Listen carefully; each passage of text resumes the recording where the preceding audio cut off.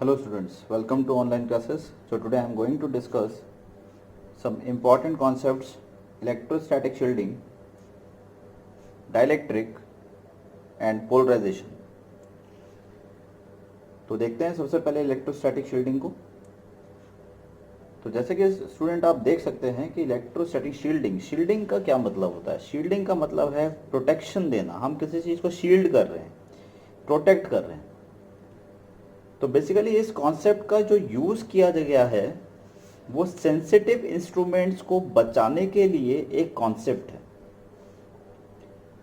तो जैसा कि आप सभी को पता है कि कंडक्टर के अंदर चार्जेस नहीं होते, और चार्जेस अगर नहीं होते हैं तो इसका मतलब उसके अंदर इलेक्ट्रिक फील्ड भी नहीं होती है। तो यहाँ पर हमने उसी कॉन्सेप्ट का यूज़ किया है इलेक्ट्रोस्टैटिक शील्डिंग में। तो लेट से अगर मैं देखता हूं कि आप देख सकते हैं कि मैंने यहाँ पर दो डायग्राम बनाए हुए हैं, जिसमें फर्स्ट डायग्राम के अंदर अगर आप देखेंगे तो फर्स्ट डायग्राम के अंदर आपको बताया गया है कि कोई भी एक पर्सन है और वो एक कार के अंदर ट्रेवल कर रहा है, एंड लेट से बाहर जो है वो बहुत ज़्यादा लाइटनिंग हो रही है, बारिश का मौसम है, लाइटनिंग हो रही है, ठीक है। और अगर लाइटनिंग होती है तो लाइटनिंग में क्या है, इलेक्ट्रिक फील्ड है, ठीक है। जबकि दूसरा वाला जो केस है इसके अंदर क्या है कि यही एक पर्सन है जो कि किसी व्हीकल से नहीं मूव कर रहा है, सिंपली वो सिर्फ घूमता हुआ एक रोड से जा रहा है और लाइटनिंग हो रही है, ठीक है। So this is lightning. हम ये कह सकते हैं कि लाइटनिंग हो रही है, और you can write this is electric field. Let's say this is electric field, you can write electric field also, okay. तो क्योंकि ये इलेक्ट्रिक फील्ड हो गया आपके पास, इसी तरीके से यहां पर भी हम इसको इलेक्ट्रिक फील्ड लिख देते हैं, ओके। तो my question is that in दोनों में से कौन सा पर्सन जो है वो सेफ हो जाएगा और क्यों हो जाएगा। तो मेरा ये कहना है कि इसमें जो आदमी बच जाएगा वो ये केस होगा, ये बच जाएगा, ठीक है, ये बच जाएगा। जबकि मैं बात करता हूं अगर मैं सेकंड केस की, तो ये आदमी इस वाले केस में किसी भी हाल में नहीं बच सकता, इसकी डेथ निश्चित है, इसे कोई नहीं बचा सकता। इवन आपके घर वाले भी ये कहते हैं कि जब लाइटनिंग होती है तो बाहर मत निकलो, because they also understand the concept of electrostatic shielding. वो इस चीज को समझते हैं, इलेक्ट्रोस्टैटिक शील्डिंग को समझते हैं। तो जैसा कि अब आप यहां पर देख सकते हैं कि क्योंकि डायग्राम आपके सामने है, और फर्स्ट वाले केस में ऐसा क्यों है कि ये बच जाएगा और सेकंड वाले केस में मर जाएगा, तो इसको थोड़ा सा समझते हैं। देखिए स्टूडेंट, क्योंकि इट्स अ मेटेलिक बॉडी, जो कार की जो बॉडी है वो मेटेलिक है। तो अगर मैं ये कहता हूं कि मेटल के सरफेस पर चार्जेस होते हैं, inside the conductor electric field is zero, charges नहीं होते तो इलेक्ट्रिक फील्ड जीरो है, मेटल एक कंडक्टर होता है। तो ये कार जो है वो एक तरीके से कंडक्टर का काम कर रही है, और जैसे ही इलेक्ट्रिक फील्ड इसके पास आएगा, इसको अटैक करने की कोशिश करेगा, तो तुरंत इसकी सरफेस पर चार्जेस इंड्यूस हो जाएंगे। चार्जेस सारे के सारे यहां पर आ जाएंगे, ठीक है, इस तरीके से। और आने के बाद इसके अंदर पेनिट्रेट नहीं हो पाएंगे। अंदर इसलिए पेनिट्रेट नहीं हो पाएंगे because inside the surface of the conductor, inside the surface of conductor electric field is zero। जबकि इस वाले केस में अगर हम बात करें तो इलेक्ट्रिक फील्ड डायरेक्टली इसके साथ नेगेटिव बना लेगा, इसके सरफेस पे नेगेटिव चार्जेस इंड्यूस हो जाएंगे, तो ये इसको अटैक करेगा, एंड फाइनली ये जो पर्सन है इसके ऊपर बिजली गिर जाएगी और ये इसकी डेथ यहाँ पर हो जाएगी, ठीक है। जबकि इस वाले केस में ये जो कार है वो एक कंडक्टर की तरह काम कर रहा है, चार्जेस सरफेस पर रहेंगे तो इलेक्ट्रिक फील्ड सिर्फ सरफेस से कंडक्ट होकर चला जाएगा, इसको कुछ भी नहीं होगा, ये बच जाएगा, ठीक है। तो देखिए यहां पर लिखा हुआ है what ever be the charge and field configuration outside any cavity in a conductor remains shielded from outside electric influence, और ब्रैकेट में लिखा हुआ है the field inside the cavity is always zero, this is called electrostatic shielding। तो इसका मतलब क्या है, whatever be the charge and field configuration, बाहर चाहे कैसा भी चार्ज हो या कैसी भी इलेक्ट्रिक फील्ड एक्ट कर रही हो, ये बात हमें ऑलरेडी नोन है कि inside the cavity, inside the conductor, electric field is zero. तो this phenomena is known as electrostatic shielding, इसी को हम इलेक्ट्रोस्टैटिक शील्डिंग कहते हैं। Now the question is that कि इस इलेक्ट्रोस्टैटिक शील्डिंग की इंपॉर्टेंस क्या है। तो व्हाई वी आर यूजिंग, तो we are using to protect sensitive instrument, so it is used in protecting sensitive instrument। कुछ हमारे इंस्ट्रूमेंट बहुत सेंसिटिव होते हैं जिसमें थोड़ा सा भी इलेक्ट्रिक फील्ड का इफेक्ट आने पर उनमें वेरिएशन आ जाता है, तो उनको बचाने के लिए हम क्या करते हैं, एक प्रोटेक्टिव लेयर बना देते हैं, यानी एक कंडक्टर के अंदर उसे रखते हैं, सो दैट कंडक्टर के अंदर इलेक्ट्रिक फील्ड की वैल्यू जीरो होती है। तो कोई भी अगर इलेक्ट्रिक फील्ड बाहर उसके ऊपर अटैक करेगा तो अंदर जो मेरा सेंसिटिव इंस्ट्रूमेंट है वो प्रोटेक्ट हो जाएगा, उस पर किसी भी टाइप का चेंज नहीं आएगा। ठीक है, तो आई होप ये आप सभी को क्लियर है। तो स्टूडेंट, इसलिए कभी भी जब बारिश हो रही हो, आंधी तूफान आ रहे हो, और खासकर जब बिजली कड़क रही हो बहुत ज़्यादा, आपको लग रहा है कि लाइटनिंग हो रही है बहुत ज़्यादा, तो इन दैट केस बाहर नहीं निकलना चाहिए। और अगर आप बाहर निकलते भी हैं तो आप ये इंश्योर करें कि आप किसी मेटेलिक कंडक्टर के अंदर हो, यानी कि अपने कार के अंदर से ही जाए, या कोई ऐसा आप अपना शील्ड बनाए जिससे आपको इलेक्ट्रिक फील्ड अंदर छू ना पाए, और ये तभी हो सकता है जब आप किसी कंडक्टर के अंदर हो। ठीक है, तो इसको नोट डाउन करेंगे फटाफट से।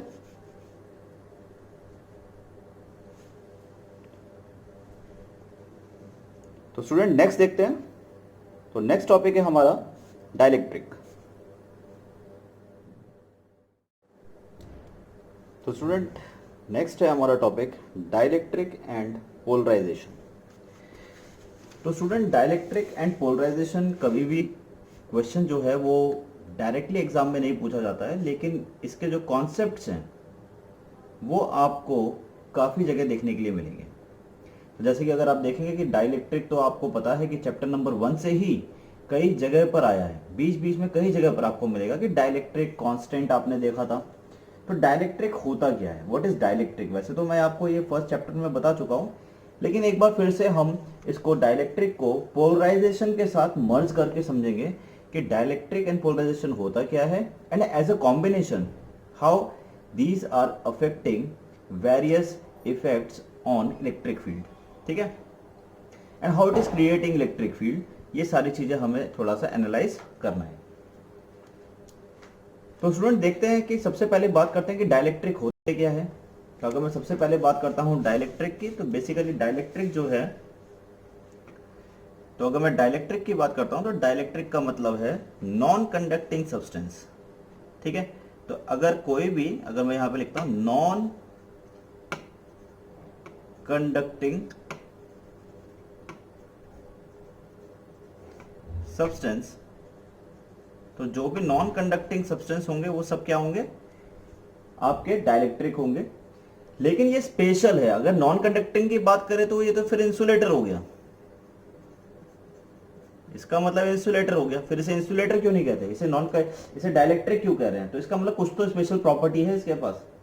तो इसकी स्पेशल प्रॉपर्टी ये है कि अगर आपने किसी भी डाइलेक्ट्रिक को, लेट है ये आपका कोई डाइलेक्ट्रिक है, लेट से कोई ये डाइलेक्ट्रिक स्लैब है, ओके, और आपने इसको एक इलेक्ट्रिक फील्ड के अंदर अगर आपने रख दिया, लेट से आपने इसको एक इलेक्ट्रिक फील्ड के अंदर प्लेस कर दिया, ठीक है, आपने इलेक्ट्रिक फील्ड के अंदर रख दिया, तो इसकी खासियत ये होती है कि इसके अंदर चार्जेस इंड्यूस हो जाते हैं, then the charges will induce in the dielectric. ठीक है, डाइलेक्ट्रिक के अंदर कुछ इस तरीके से चार्जेस इंड्यूस हो जाते हैं। लेकिन अगर मैं बात करता हूं इंसुलेटर की, तो इंसुलेटर में ऐसा नहीं होता। अगर मैंने सपोज वुड रख दिया, वुड इज अ इंसुलेटर, तो अगर मैंने वुड को यहां पर रखा इलेक्ट्रिक फील्ड के अंदर, तो उसके अंदर चार्जेस इंड्यूस नहीं होते हैं। लेकिन अगर मैं डाइलेक्ट्रिक को रखता हूं, तो डाइलेक्ट्रिक को रखने से चार्जेस इंड्यूस हो जाते हैं। तो it is a special kind of material, or you can say a non-conducting substance, but when it is placed in a electric field, uniform electric field, charge is induced inside the dielectric. Dielectric के अंदर charges induce हो जाते हैं. ठीक है.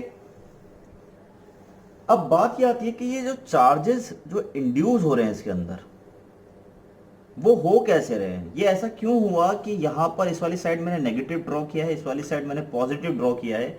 ऐसा क्यों हुआ. ऐसा क्यों नहीं हुआ कि यहां पर पॉजिटिव हो जाए और यहां पर नेगेटिव हो जाए. तो इसकी वजह है पोलराइजेशन. तो हमारा टॉपिक फिर यहां से डिराइव होता है, दैट इज पोलराइजेशन. तो ये जो हुआ कि यहां पर नेगेटिव आ गया, ये पॉजिटिव आ गया, that is only because of polarization. ठीक है. तो अब हम समझते हैं पोलराइजेशन क्या होता है. ठीक है. मैं फिर बता दूं कि ये दोनों टॉपिक जो है कभी भी डायरेक्टली एग्जाम में नहीं पूछे जाएंगे आपसे. ये हमेशा as a part, as a question का पार्ट, कोई भी एक अदर टॉपिक होगा उसके अंदर एक पार्ट अटैच होके होगा. तो वहां पर आपको सॉल्यूशन करने के लिए या डिफरेंट कॉन्सेप्ट्स को स्टडी करने के लिए डाइलेक्ट्रिक एंड पोलराइजेशन को समझना बहुत जरूरी है. ठीक है. तो स्टूडेंट इसको देखते हैं फिर. तो स्टूडेंट अगर मैं बात करता हूं पोलराइजेशन की, तो देखिए पोलराइजेशन में सबसे पहले मैं बात करूंगा कि there are two types of molecules. दो तरीके के मॉलिक्यूल्स होते हैं. एक is non polar molecule, non polar molecule. ठीक है. और एक होते हैं आपके पोलर मॉलिक्यूल. ठीक है. अब ये भी मैं आपको ऑलरेडी पहले बता चुका हूं कि non polar molecule and polar molecule कौन से होते हैं. लेकिन मैं दोबारा से आपको बता देता हूं कि नॉन पोलर मॉलिक्यूल वो मॉलिक्यूल होते हैं जिनके पॉजिटिव और नेगेटिव जो चार्जेस होते हैं, यानी दो जो भी चार्ज होंगे उनका जो सेंटर पॉइंट होगा वो कोइंसाइड करेगा. ठीक है.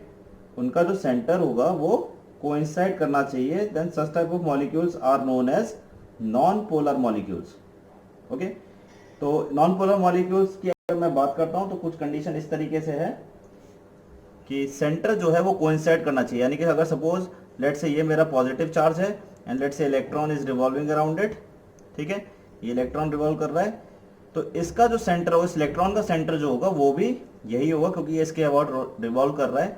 तो मैं ये कह सकता हूं कि अगर इन दोनों का सेंटर पॉइंट, यानी कि दो चार्जेस का जो सेंटर पॉइंट है अगर वो सेम है, तो वो हमारा नॉन पोलर मॉलिक्यूल होगा. ठीक है.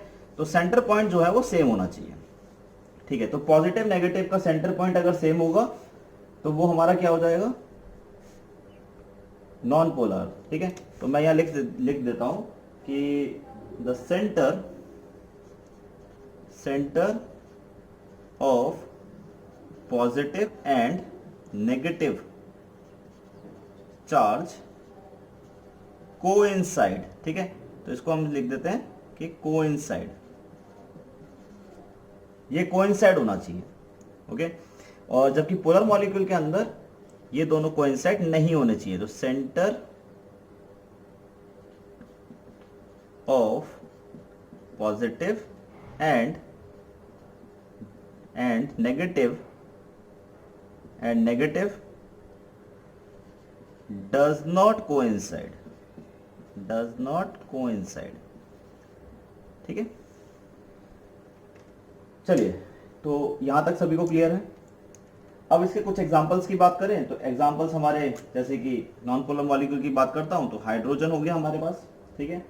इसके अलावा हमारे पास कौन सा हो जाएगा, जैसे कि CO2 हो गया हमारे पास. इस तरीके के एग्जांपल्स आप लिख सकते हैं non polar molecule. And polar molecule की बात करूं तो पोलर मॉलिक्यूल हो गया हमारे पास जैसे कि HCl, जैसे कि H2O. ये आपके पोलर मॉलिक्यूल में आते हैं. ओके. चलिए, अब बात ये आती है कि मैंने पोलराइजेशन में ये क्यों बताया आपको. देखिए, इसकी बहुत ज्यादा इंपॉर्टेंस इसलिए आ जाती है क्योंकि अब हम एक डाइलेक्ट्रिक में ऐसा अज्यूम करने वाला हूं. लेट्स से एक ऐसा डाइलेक्ट्रिक है, एक इस तरीके का डाइलेक्ट्रिक है जिसके, अगर मैं पास, जिसके मॉलिक्यूल के अंदर नॉन पोलर मॉलिक्यूल्स अवेलेबल है। ठीक है, एक ऐसा डाइलेक्ट्रिक जिसके अंदर नॉन पोलर मॉलिक्यूल्स अवेलेबल है, तो इसका मतलब पॉजिटिव और नेगेटिव के जो सेंटर होंगे वो कोइंसाइड करेंगे। चलिए इसे ड्रॉ करते हैं। तो लेट से हमने ये माना कि हमारे पास एक डाइलेक्ट्रिक है। ठीक है, लेट से देयर इज अ डाइलेक्ट्रिक, हमने यह माना एक डाइलेक्ट्रिक है, और इसके अंदर ऐसा बना देते हैं कि यहां पर बहुत सारे मॉलिक्यूल्स हैं।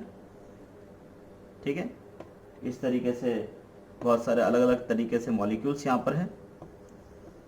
ओके, और ऐसा कह देते हैं कि इन सभी के अंदर positive negative positive negative positive negative positive negative positive negative इस तरीके से मॉलिक्यूल्स हैं।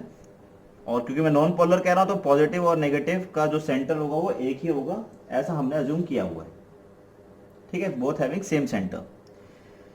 अभी हम ऐसा मान लेते हैं कि यहाँ पे इलेक्ट्रिक फील्ड की वैल्यू जो है लेट से E इज इक्वल टू 0, और अगर इलेक्ट्रिक फील्ड की वैल्यू 0 होगी तो इसका मतलब, इसका अगर मैं बात करता हूं कि नेट चार्ज कितना होगा, तो नेट चार्ज जो होगा वो यहाँ पर 0 हो जाएगा, कोई दिक्कत की बात नहीं है। तो ये कुछ ऐसी कंडीशन में रहेगा, अगर इलेक्ट्रिक फील्ड 0 होगा तो नॉन पोलर मॉलिक्यूल के अंदर मॉलिक्यूल कुछ इस तरीके से रैंडमली ओरिएंटेड होंगे, अरेंज्ड होंगे, और पॉजिटिव नेगेटिव का जो सेंटर होगा वो एक रहेगा क्योंकि ये नॉन पोलर मॉलिक्यूल है। ठीक है, लेकिन अगर मैं ये कहता हूं कि अगर मैं ऐसा कहता हूं कि सपोज मेरा डाइलेक्ट्रिक, सेम डाइलेक्ट्रिक हमने लिया, ठीक है, सेम डाइलेक्ट्रिक लिया हमने, लेट से इस तरीके से हमने यहां पर ड्रॉ कर लिया, और हम ऐसा मान लेते हैं कि यहां पर मैंने इलेक्ट्रिक फील्ड की वैल्यू जो है वो नॉन जीरो है, यानी कुछ मैंने इलेक्ट्रिक फील्ड दे दिया यहां पर, I have applied some electric field. ठीक है, मैंने कुछ इलेक्ट्रिक फील्ड अप्लाई कर दिया यहां पर। ओके, तो अगर मैं ये कहता हूं कि यहां कुछ मैंने इलेक्ट्रिक फील्ड अप्लाई कर दिया है, नॉन जीरो है वैल्यू, तो उस कंडीशन में क्या होगा, उस कंडीशन में ये जो चार्जेस हैं ये अलाइंड हो जाएंगे, और अलाइंड होने के बाद कुछ इस तरीके से नजर आएंगे।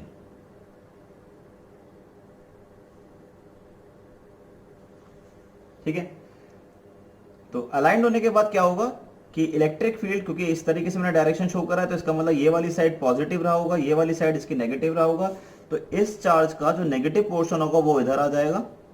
ठीक है, और जो पॉजिटिव पोर्शन होगा, ठीक है, तो जो नेगेटिव पोर्शन होगा वो इधर आ जाएगा, पॉजिटिव पोर्शन इधर आ जाएगा, ये नेगेटिव, ये positive, negative positive, negative positive and negative positive, कुछ इस तरीके से आ जाएगा। समझ में आ रही है बात आप सभी को? आफ्टर दैट अगर मैं इलेक्ट्रिक फील्ड की वैल्यू थोड़ी और इंक्रीज करता हूं, let's say if I increase the value of electric field, let's say if I increase the value of electric field here, ठीक है, एक डायग्राम और मैं बना देता हूं यहाँ पे। लेट्स से इलेक्ट्रिक फील्ड की डायरेक्शन कुछ ऐसे है, और मैंने इलेक्ट्रिक फील्ड की वैल्यू को बढ़ा दिया, तो उस कंडीशन में कुछ ये इस तरीके का शेप बनाना शुरू करेगा।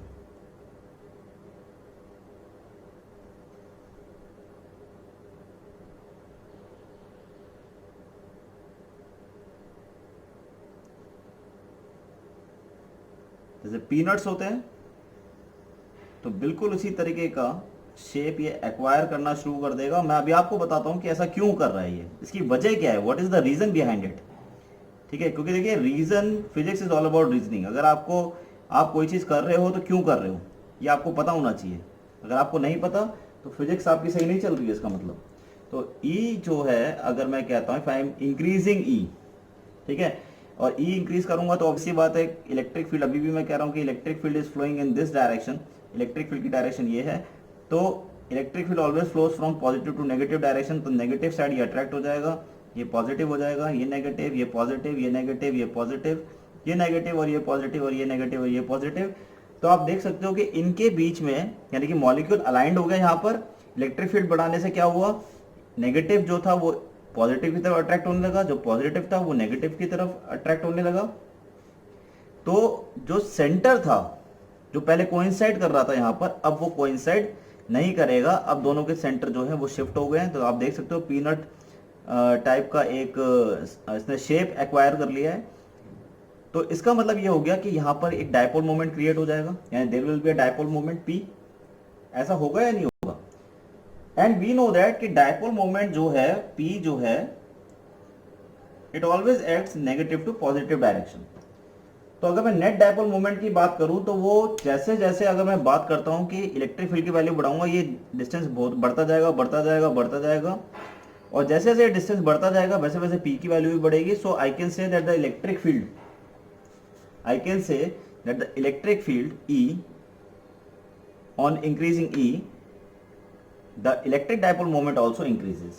ठीक है, now you are able to see that one side is negative and another side is positive। तो आपको जो मैंने सबसे पहला डायग्राम दिखाया था जिसमें नेगेटिव मैंने एक साइड ड्रॉ करी थी और पॉजिटिव ड्रॉ करी थी, तो उसकी वजह कुछ ये थी, that is only because of polarization. ठीक है, देखिए स्टूडेंट, एक चीज का ध्यान रखिएगा कि मैं आपको बार बार अगर कोई चीज बता रहा हूं तो उसको बहुत ध्यान से आप लिख लीजिए, क्योंकि उसमें एक चीज मैं और आपको बताना चाह रहा हूं कि नॉन पोलर मॉलिक्यूल्स जो होते हैं उसके अंदर जो पोलराइजेशन है वो इलेक्ट्रिक डायपोल मोमेंट के ऊपर डिपेंड कर रहा है। यानी कि जितना ज्यादा इलेक्ट्रिक डायपोल मोमेंट बढ़ता चला जाएगा उतना ज्यादा आपका पोलराइज हो जाएगा। देखिए पोलराइजेशन का मतलब क्या होता है, हिंदी में क्या कहते हैं? हिंदी में पोलराइजेशन का मतलब क्या होता है? ध्रुवीकरण। ध्रुवीकरण का मतलब क्या होता है? वन डायरेक्शन, यानी एक डायरेक्शन में हो जाए। अभी आप देख सकते हैं सब रैंडमली ओरिएंटेड है, हो सकता है कोई इधर हो, कोई कैसे भी डायरेक्शन हो सकते हैं, लेकिन जैसे ही मैंने इलेक्ट्रिक फील्ड किया सारे के सारे नेगेटिव एक साइड हो गए और सारे पॉजिटिव एक साइड हो गए। ठीक है, तो दिस इज नोन एज, इसी को हम क्या कहते हैं? पोलराइजेशन कहते हैं, वन डायरेक्शन, और हिंदी में कह लीजिए तो ध्रुवीकरण कहते हैं इसे। ठीक है, तो I hope non polar molecule के लिए क्लियर है सभी को। चलिए, तो स्टूडेंट अब हम देखते हैं पोलर मॉलिक्यूल्स का केस। तो पोलर मॉलिक्यूल में क्या होता है? Let's see the polar molecule. तो स्टूडेंट अब आप देख सकते हैं कि पोलर मॉलिक्यूल के लिए मैंने यहाँ पे ड्रॉ करा हुआ है, तो डायग्राम आप देख सकते हैं। तो डायग्राम आपको साफ साफ यहाँ पे नजर आ रहा है कि जैसे मैंने बताया पोलर मॉलिक्यूल वो होते हैं जिनके सेंटर पॉजिटिव नेगेटिव के कोइंसाइड नहीं करते हैं। तो आप देख सकते हो कि यहाँ पे कोइंसाइड नहीं करा हुआ जब इलेक्ट्रिक फील्ड की वैल्यू 0 है, but they are randomly oriented. अब यहाँ पे electric dipole moment already exist कर रहा है। ठीक है, जबकि पोलर मॉलिक्यूल में इनिशियली, पोलर मॉलिक्यूल की जब मैं बात करता हूं, सॉरी नॉन पोलर मॉलिक्यूल की अगर मैं बात करता हूं, तो नॉन पोलर मॉलिक्यूल के अंदर इनिशियली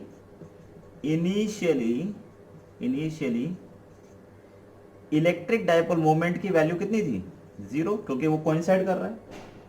भाई कोइंसाइड करेगा तो क्यों? क्योंकि P is equal to Q dot 2A formula होता है, और अगर डिस्टेंस ही नहीं होगा दोनों के बीच में, पॉजिटिव नेगेटिव के बीच में, तो P की वैल्यू कितनी हो जाएगी? 0 हो जाएगी। तो अगर मैं बात करता हूं पोलर मॉलिक्यूल के अंदर, तो पोलर मॉलिक्यूल के अंदर already electric dipole moment exist करता है, चाहे इलेक्ट्रिक फील्ड की वैल्यू हो या ना हो। But because they are randomly oriented, तो देयर इज अ पॉसिबिलिटी कि ऐसा हो सकता है कि यहाँ पे नेट इलेक्ट्रिक डायपोल मोमेंट की अगर मैं बात करूं तो वो 0 हो सकता है। ठीक है, इसी तरीके से जब हमने यहाँ पे इलेक्ट्रिक फील्ड की वैल्यू को यहाँ पर आप देख सकते हो कि जब 0 नहीं किया, कुछ वैल्यू देना शुरू करा, तो आप देख सकते हो ये सभी के सभी ओरिएंट हो गए हैं। और ओरिएंट इसलिए हो गए हैं क्योंकि इलेक्ट्रिक फील्ड जो है वो फ्लो कर रहा है फ्रॉम दिस डायरेक्शन, यानी पॉजिटिव से नेगेटिव की तरफ। तो जितने भी नेगेटिव चार्ज होंगे they will be attracted toward the positive, and all the positive side is attracted towards the negative. तो इसकी वजह से हम ये कह सकते हैं कि एक साइड नेगेटिव हो जाएगी और एक साइड आपकी पॉजिटिव हो जाएगी। ठीक है, तो पोलर मॉलिक्यूल के अंदर अगर हम बात करें कि रिस्पॉन्सिबल कौन है, पोलराइजेशन का रिस्पॉन्सिबल कौन है, हु इज मोर रिस्पॉन्सिबल, तो पोलराइजेशन का मोर रिस्पॉन्सिबल जो है वो है आपका ओरिएंटेशन ऑफ द मॉलिक्यूल। क्योंकि आप देख सकते हैं रैंडमली ओरिएंटेड है, तो इलेक्ट्रिक डायपोल मोमेंट है यहां पर, लेकिन ये पॉसिबिलिटी है कि नेट इलेक्ट्रिक डायपोल मोमेंट क्योंकि रैंडमली ओरिएंटेड है तो वो 0 हो सकता है। तो इसीलिए यहां पर orientation is very important in the case of polar molecule and non polar molecule के अंदर ओरिएंटेशन से ज्यादा इलेक्ट्रिक डायपोल मूवमेंट पर डिपेंड करता है पोलराइजेशन। ठीक है, तो पोलराइजेशन का मतलब होता है वन डायरेक्शन। तो आप देखो कि सारे के सारे नेगेटिव अब जो है वो एक डायरेक्शन में आ गए, सारे के सारे पॉजिटिव जो है वो एक डायरेक्शन में आ गए। तो this is known as polarization. इसको हम क्या कहते हैं? पोलराइजेशन कहते हैं। ठीक है, तो आई होप ये आप सभी को क्लियर है। तो इसको नोट डाउन करेंगे फटाफट से।